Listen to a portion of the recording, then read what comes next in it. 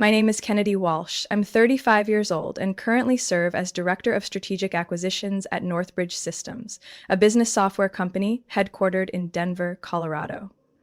My job is to analyze markets, identify promising startups, and lead negotiations to bring them into Northbridge's ecosystem.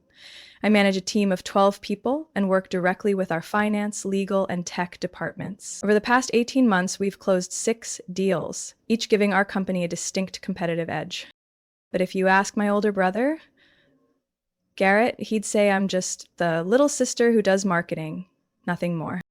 Garrett is 4 years older than me, lives in San Francisco, and has been treated like a tech prodigy ever since he built his first computer in 6th grade with birthday money. Me, I was decorating notebooks with markers and sparkly stickers. From that moment on, our family quietly established an unspoken hierarchy. Garrett was the brain, and I was the background. Expected to smile at the right time and stay out of conversations about innovation or product strategy. In college, I chose business administration at the University of Michigan.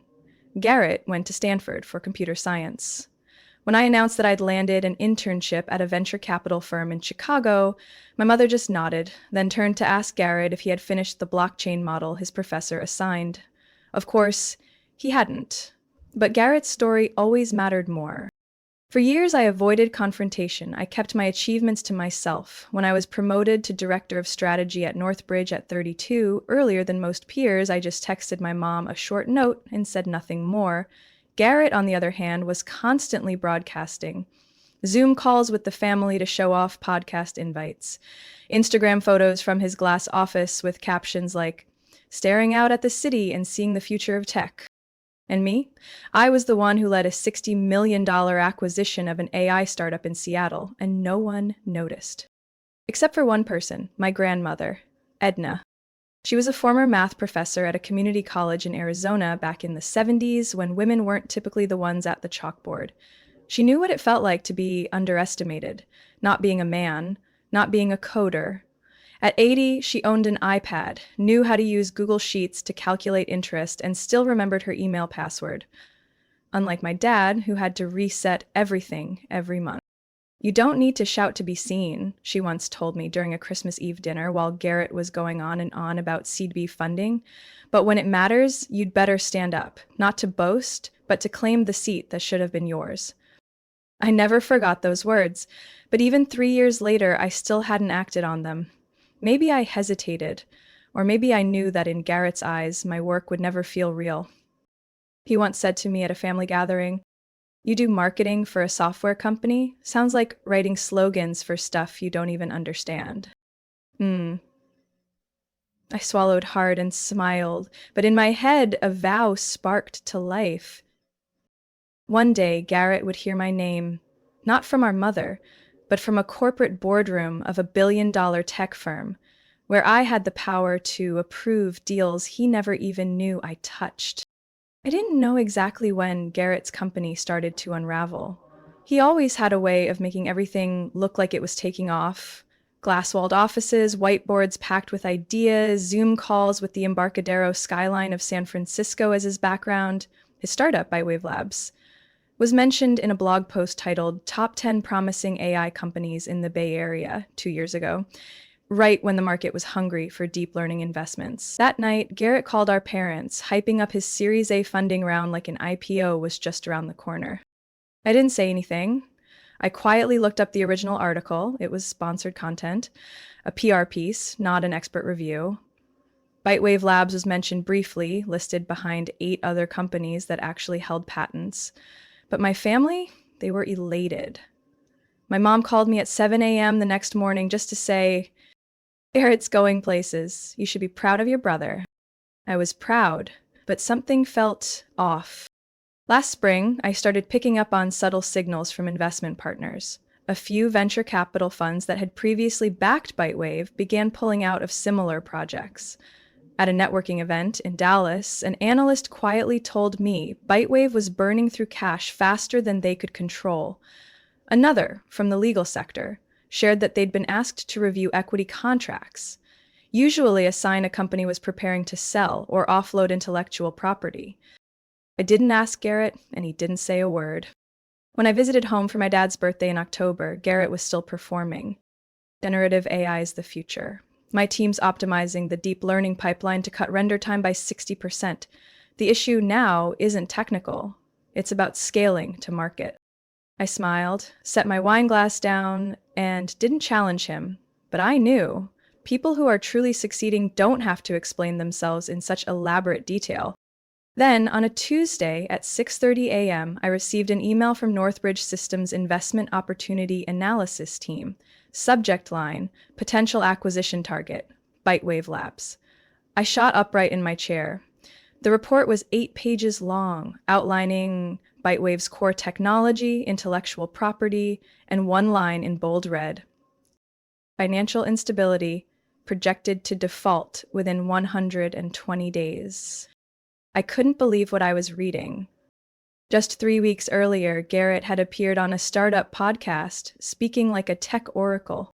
Sometimes you have to know when to go all in. That's the difference between a founder and an employee. Did he even realize how close to collapse he was? Or was he still living inside the illusion he'd built? I brought the report to the meeting room on the 19th floor, where Monica, my direct supervisor, was waiting. I told her everything, that the founder of Bytewave was my brother, and that I'd been present at every family dinner where he crowned himself the voice of a new tech generation. Monica sat quietly, then said, "So what do you think? Is the company worth saving?" I took a few seconds before answering. The technology is solid, but they need leadership. Garrett has never known how to turn a concept into a viable strategy. Monica nodded, as calmly as she always did when dissecting a deal. "Then let Northbridge do what it does best. But you'll step back from the main negotiations. Advisory role only. We'll keep everything above board." I agreed, but deep inside I felt something strange. I was about to step into Garrett's world, not as his sister, but as someone with the authority to make decisions that could determine the future of his company. I didn't know if he'd be able to handle that, or if he'd see me as the one who flipped the table. I reopened the investment file at 8 p.m., sitting alone in the glass-walled office on the 25th floor of Northbridge Systems. The city lights of Denver sparkled outside, but in my mind only one question echoed. Am I about to acquire my own brother's company? Each week, my team filters through dozens of startups. Most collapse before the first round of review. But Bytewave Labs was different. Despite its bleak finances, the company held a computer vision model far ahead of competitors. This wasn't your typical generative AI for pretty images. Their technology processed real-time visual data for industrial and drone applications, an area full of potential. I was the first to see its value. I marked Bytewave as a top priority Tier A target during our early March strategy meeting. Back then, I didn't know Garrett was the founder. I remember vividly the moment I opened the second round technical audit report. The name Garrett Walsh, founder and CTO, hit me like a punch to the chest. I checked twice. No mistake. Garrett had never listed his full name on public channels. On podcasts, he introduced himself only as Garrett from Bytewave. He had hidden it, like he was deliberately separating the real world from the narrative he'd built. I don't remember how long I sat there, staring at the screen. It felt both foreign and deeply familiar. In family dinners, Garrett spoke of Bytewave as if he held the future in his hands. But inside my internal systems, he was just a red-coded name, signaling a level 3 financial risk under acquisition review. The next day, I formally requested to recuse myself from the main negotiations. Monica, my manager, didn't press for details. She said, "Kennedy, I want you advising from this side. We don't pass up a potential acquisition over personal ties, but everything must be documented, clearly and cleanly." Understood. I'll let Nate lead. I'll stay focused on tech analysis and integration planning. The deeper I dug into Bytewave's data, the clearer the truth became. One I doubted Garrett ever dared to face. Bytewave was collapsing from within. They had a product, but no market strategy. No sales team, no partnership pipeline, no stable customer base. They were surviving on the hope of the next funding round. And when the VC market began tightening, Cracks turned into breaks. One paragraph in the report stopped me cold. The company delayed payroll twice in Q4 of last year. An estimated 60% of technical staff may exit within 90 days without new funding. I thought of Heather, Garrett's wife, the calm, steady nurse at San Mateo's Central Hospital. They had two kids, one about to start kindergarten, one barely speaking full sentences. Garrett was playing a high-stakes game with no chips left to bet, and I was the first person to realize it, not as a sister, but as the director responsible for determining the fate of his company. Some nights, I couldn't sleep, not because I feared failure, but because I didn't know when or how the truth should be said. I didn't want to humiliate Garrett, but I also wouldn't let him keep living in a story that wasn't real. I wasn't the little sister with a whiteboard eraser anymore. In the third week of closed-door negotiations, Nate called.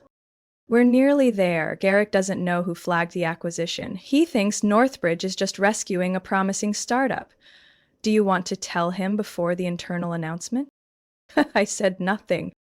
Part of me wanted to call Garrett and say, "I know everything."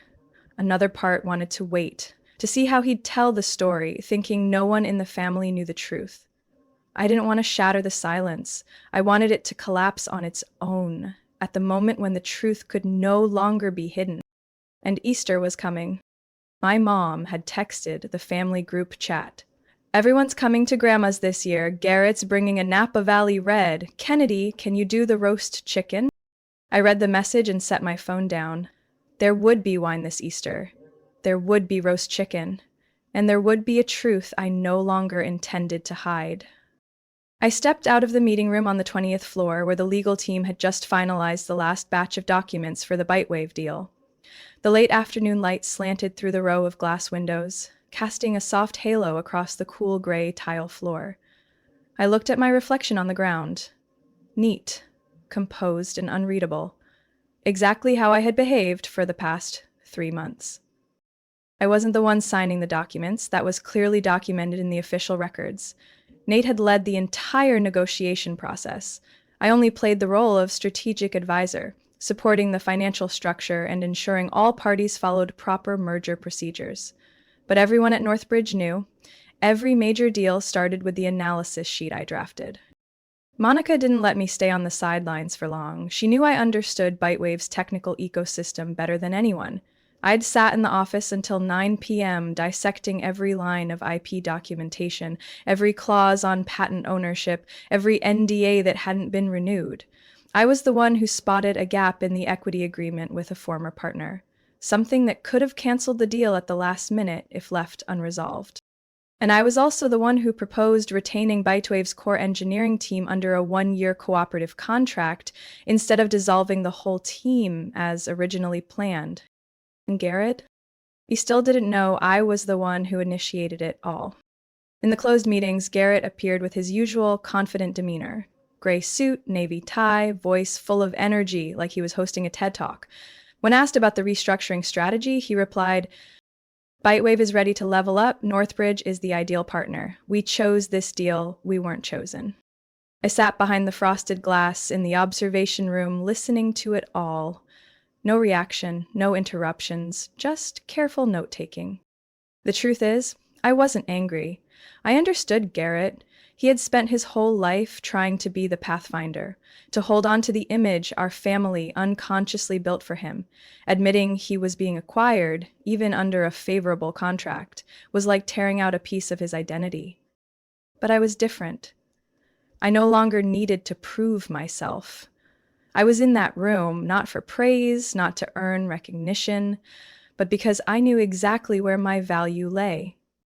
In the final week before the internal announcement, Monica called a closed-door meeting with the senior directors. The goal? To prepare the internal communication for the Bitewave acquisition. I presented the key points. Bitewave owns a real-time visual data processing platform that can be integrated into our flagship product by Q3. The engineering team will be retained under a satellite team model. The founder, Garrett Walsh, will serve as a technical advisor for 1 year, reporting directly to the product division. The room went quiet for a moment. Then Monica asked, "Are you okay with this, Kennedy?" I looked her straight in the eye. "It's the right decision. I have no personal objections. All conflicts have been handled through the proper channels." She nodded. Good. But brace yourself. He'll find out soon, and when he does, things won't be as clean as they are today. I knew that, and I was already prepared. That evening, I came home late. Michael, my boyfriend, a high school history teacher, was sitting on the couch reading. He looked up at me with the calm eyes I was always grateful for. "Everything okay?" I took off my coat and sat beside him. "Lightwave's officially confirmed. The deal will be announced after Easter." "Garrett still doesn't know?" "No, but he will, most likely at the dinner table." Michael gently shook his head. "Maybe it's time." I leaned my head on his shoulder and let out a soft breath. That Easter, the sky was crystal clear, the kind of clarity you only get in the suburbs of Boulder in April. The last of the late-season snow had melted, revealing stretches of fresh green grass soaking in the sunlight. Michael and I parked in front of my grandmother's single-story house, a red brick home with a white porch that had hosted nearly 30 years of family gatherings, with her signature apple pie, always baked just to keep the tradition alive.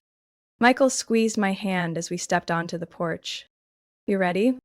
"Depends. If Garrett's putting on his usual show, I might need a whole bottle of wine." Inside, the air was thick with the smell of roasted meat and warm bread, mixed with familiar laughter and greetings.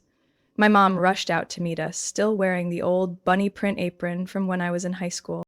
"Kennedy, Michael, come in. Everyone's in the living room. Garrett just told a funny story about startup culture, had everyone cracking up." I didn't ask.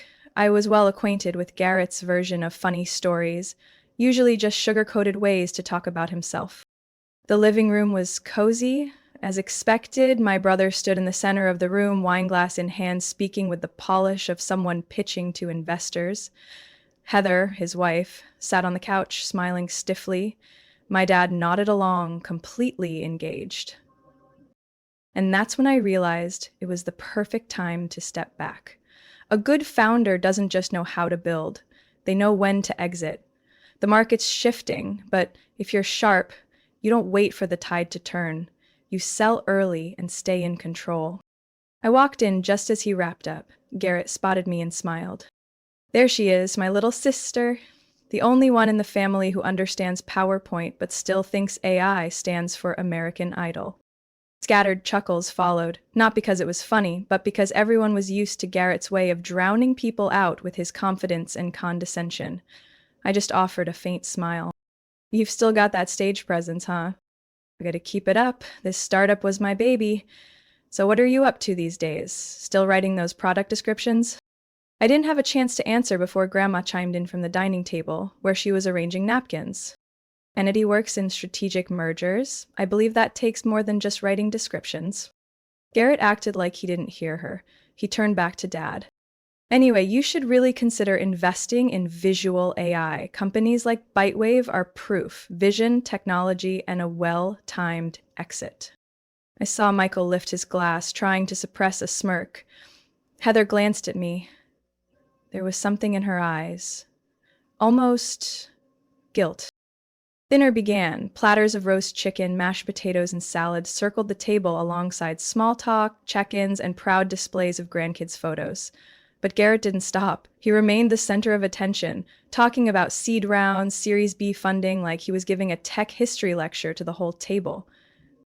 I stayed quiet, serving Michael food, listening like a passive spectator. But in my head, each of his words echoed with a different tone, because I knew what was really behind the curtain Garrett had drawn over the family's eyes. Then, just as my mom topped off Dad's wine, Garrett suddenly turned to me. "That's so, Kennedy, you hear anything about Synergy Tech acquiring some computer vision startup? Word is they're scooping up companies like that to build out their own product. That space is heating up." I set my knife down. I've heard a few things, but if you want specifics, maybe ask them, or better yet, ask Northbridge Systems directly." Garrett chuckled. You think I don't know they're acquiring Bitewave?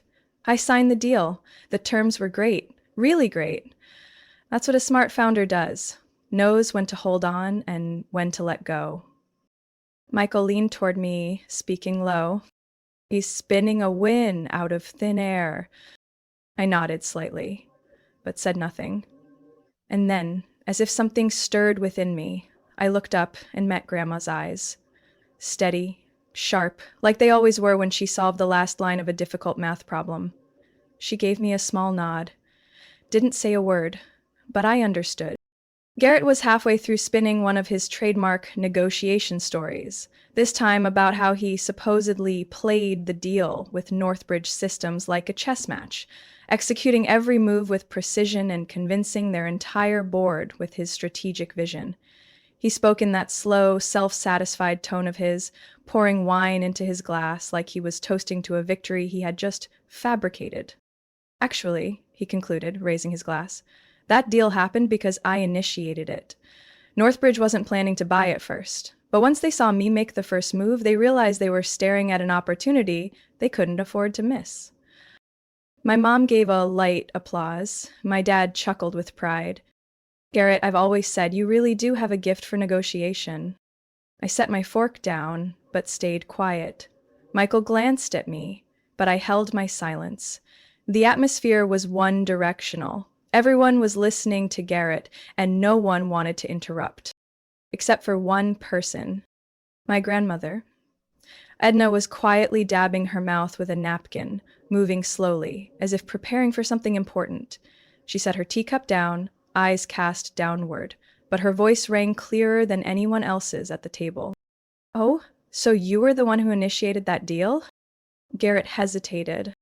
Yes, pretty much. I mean, the idea came from me. That's strange, she interrupted, not harsh, but sharp enough, because unless I'm mistaken, the first person to identify Bitewave as a strategic acquisition target was Kennedy, not you. The room froze for a beat. Garrett furrowed his brows. What? What do you mean? Grandma Edna remained calm. I asked Kennedy about her work a few weeks ago, about this deal. She didn't hide anything. She's the one who placed Bitewave on Northbridge's strategic priority list. I heard a glass clink lightly against the table. My mom had set hers down, her eyes bouncing between me and Grandma. My dad leaned in slightly, as if he wasn't sure he'd heard right. Wait, Garrett gave a nervous laugh. Kennedy made the proposal? I looked him in the eye. I'm the director of acquisition strategy at Northbridge Systems. I didn't take part in the direct negotiations due to a conflict of interest, but yes, I was the one who first proposed the acquisition. Barrett sat up straighter, like someone had just pulled the confidence chair out from under him. That's impossible. There's no way you were involved in that deal. No one ever mentioned your name. I nodded. Because you never asked? That line hit the room like a stone tossed into a still lake. Heather turned to Garrett, her lips pressed tightly. The entire table was silent. Garrett was still reeling. So, all this time, you were tracking my company from the inside? I kept my tone even. Not tracking, analyzing.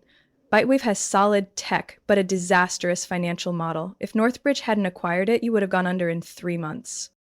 You, Garrett looked around the room, searching for allies. You knew this? And said nothing? I nodded without flinching. That's protocol. I disclosed the conflict, recused myself from the negotiations, and only served in an advisory capacity, within full legal compliance. I did my job. Nothing more, nothing less. Garrett's fingers clenched the edge of the table. You wanted to humiliate me in front of everyone? I exhaled, slowly. I'm not saying this to humiliate you. I'm saying it because you're telling a story that isn't true. And this family deserves the truth. Grandma took a sip of her tea, nodding slowly. Well done, Kennedy. My mom hesitated. You've held that position. Since when? It's over 2 years now, Mom. Another wave of silence settled over the table. Not anticipation this time, but realization. A recognition of the daughter no one had asked, so what do you do these days for many, many years? Garrett stared at me for a long moment. In his eyes, I didn't just see anger, I saw confusion. Like the entire map of the world in his head had just been flipped upside down. Garrett pushed his chair back from the table and stood up abruptly, as if he could no longer bear the stifling air tightening around him. The way he stood there, in a room full of family, yet suffocatingly silent, instantly pulled me back to childhood. The years when all eyes were on him, and I was just a shadow on the fringe. He said nothing. No apology, no denial. Just stared at me for a few more seconds, then turned and walked out of the dining room toward the front porch. The door didn't slam, but it closed with enough finality to signal he wanted to talk, but elsewhere. I stood up instinctively. No one stopped me. The entire table seemed frozen in either shock or gratitude, grateful someone had stepped into that silence on their behalf.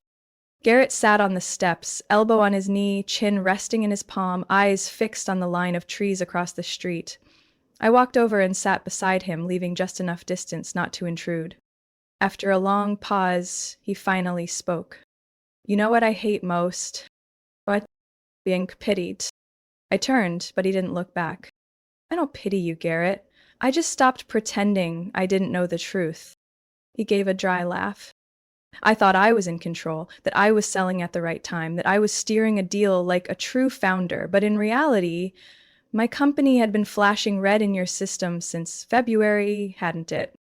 I didn't deny it. I never wanted it to come to that, but I wasn't going to sit on the sidelines just because the founder was you. Bitewave had good tech. It deserved to be saved. And I knew how to make that happen. He turned toward me, truly looking at me for the first time since we sat down. "You're damn good, Kennedy. So good it's hard for me to believe." I clenched my hands over my knees. "I'm not better than you. I just don't broadcast what I do. You, on the other hand, you embellished things that hadn't even happened." A long silence followed. Then Garrett sighed. "You know, there was a time I really thought Bitewave was going to be huge.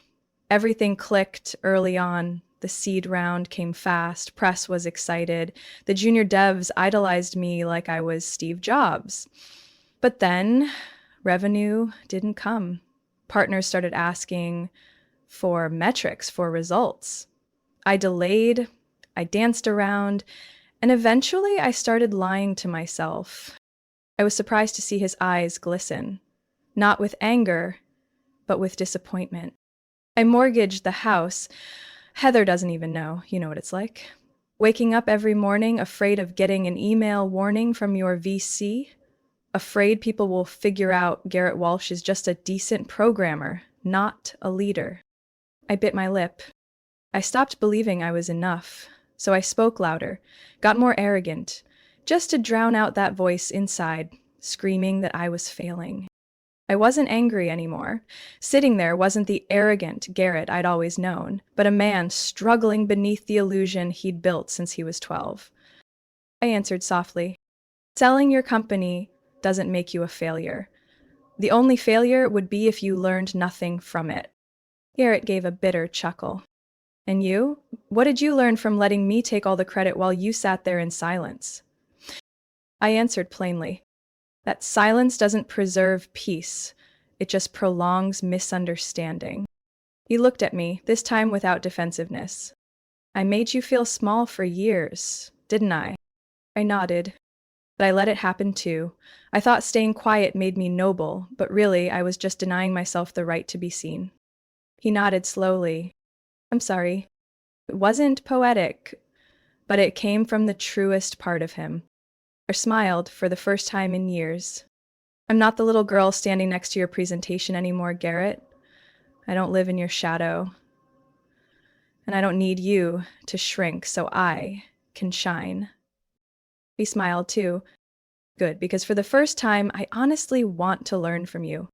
We sat there a while longer, saying nothing, just watching the warm light spill onto the porch from the house behind us, listening to the faint clinking of spoons and plates from inside. And I knew, after nearly 3 decades, for the first time, we weren't talking as rivals, but as two people who had finally, truly seen each other. 3 weeks after that Easter evening, I received an email with a simple subject line: reconfirmation of technical advisor role, Garrett Walsh. It arrived right as I was in a meeting with Monica and the technical integration team, preparing for the onboarding phase of Bytewave into the Northbridge Systems ecosystem. I opened the email, skimmed the beginning, and nodded. Garrett had signed. No rambling, no complaints, just his digital signature, followed by 3 short sentences. Thank you for not giving up. I still have a lot to learn. See you at HQ next month. I didn't reply immediately. I just leaned back in my chair, exhaled, and felt something fall into place. Light, but deep. We started working together exactly 1 week later. During our first virtual meeting with the Bytewave engineering team, Garrett sat at one end of the nameplate row next to Marcus, the head of technical integration. I was at the other end in my role as strategy director. But this time, I didn't have to hide my name, my role, or anything else. What surprised me was that Garrett didn't interrupt, didn't boast, didn't throw sarcastic comments. When Marcus presented the plan to modularize the product into reusable API components, Garrett asked only 3 questions, all focused on processor performance and scalability. And when a young engineer from the Northbridge team hesitantly pushed back, Garrett nodded, listened, then suggested a middle ground solution. I barely recognized him, not because he had completely changed, but because for the first time, he chose to stand beside me instead of above me. That afternoon, as I left the meeting room, something even stranger happened. My father called. Hi, Kennedy. I just wanted to ask a bit about your job. Could you explain your role at Northbridge to me again? I mean, really specifically. I froze, phone in hand, my heartbeat slowing for a second. My dad. The man who once thought M&A was an Italian salad dressing was now asking seriously about my job.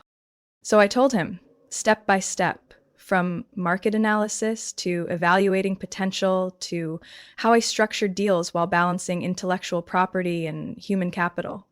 He didn't interrupt. When I finished, he simply said, "You're really good at this, Kennedy. Sorry I didn't see it sooner." I didn't know what to say. I just smiled. It's not too late, Dad. 2 days later, my mom sent a message in the family group chat. Hey everyone, next month Kennedy's giving a talk at a tech conference in Austin. Who wants to go cheer her on? And the most unexpected thing happened. For the first time ever, Garrett reacted with a heart. No sarcasm, no good luck marketing wizard comments. Just a red heart. The next month, when Garrett flew to Denver to begin his first week at Northbridge, I met him in the hallway on the 6th floor, home to the technical integration office. He stepped off the elevator, backpack slung over one shoulder, hair tousled from the early flight. "Morning, boss lady." He grinned. "Hope I'm not late to the first meeting."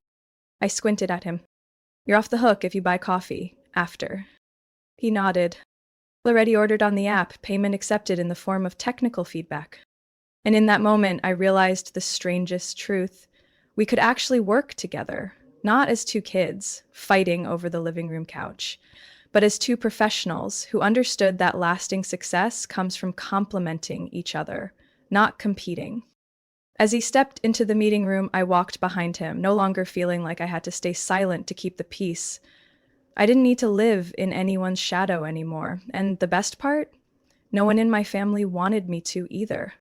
Kennedy's story shows that true recognition doesn't come from speaking the loudest. It comes from consistently proving your worth through action.